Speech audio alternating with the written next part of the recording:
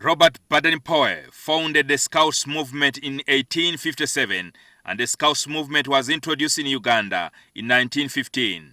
It is at this time that the then Kabaka of Uganda Kingdom, Sauda Chwa, donated 120 acres of land at Kazi. The 120 acres was given to the Scouts on a lease basis by Kabaka Chwa. The land, which was meant for camping by Scouts and training the Scouts at Kazi, is under threat by the unscrupulous land grabbers. The truth is that really we don't know people who bought the land. We just see people cutting. I call them grabbers. We don't see them physically. We found when the land is already being grabbed. It is alleged that a group of Scouts leaders connived and partitioned the land to several developers. They went out of their way. And you see the trustees are only three. Two conspired. One didn't sign some of these, but the two signed off almost all the land.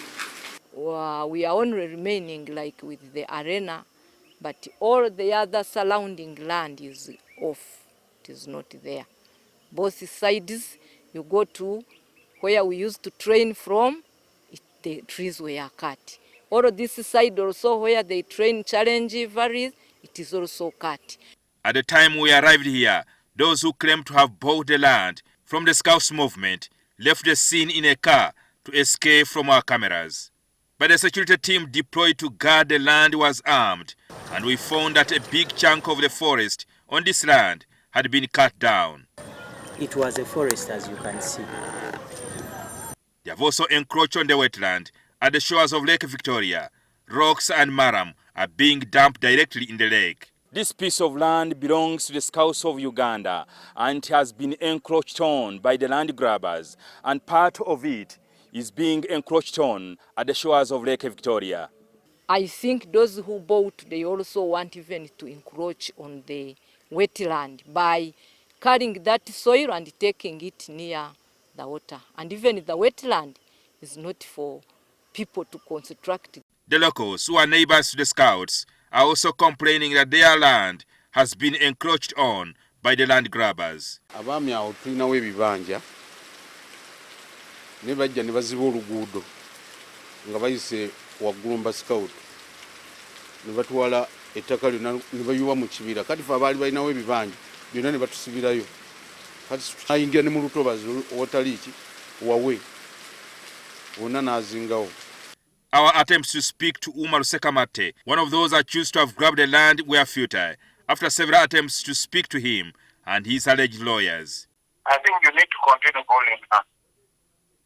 Asked about this, Professor Badru Katerega, the chief scout, told NTV that he is committed to fight on until the Scouts land is rescued. They have done more than a native scout could do in this country by first caveating the land.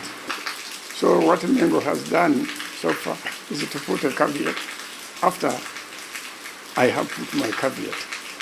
And as you talk, government has also put its caveat on the same line. But the grabbers somehow managed still to have their way, although now security has been beefed up.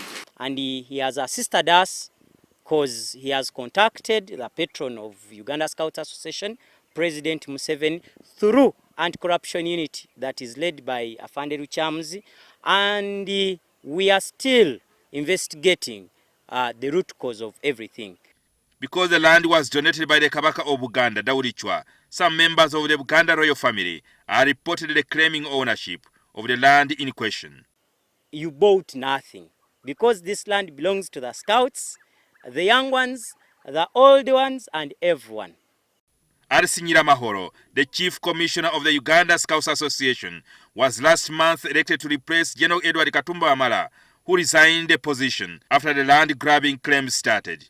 But the letter is on the file that he's intending to resign. That's what it states. Katumba Amala served us very well. Because of his good service, that's why as Scouts we are having that road being maintained. I remember the patron, when he came here at Kazi, he talked about it.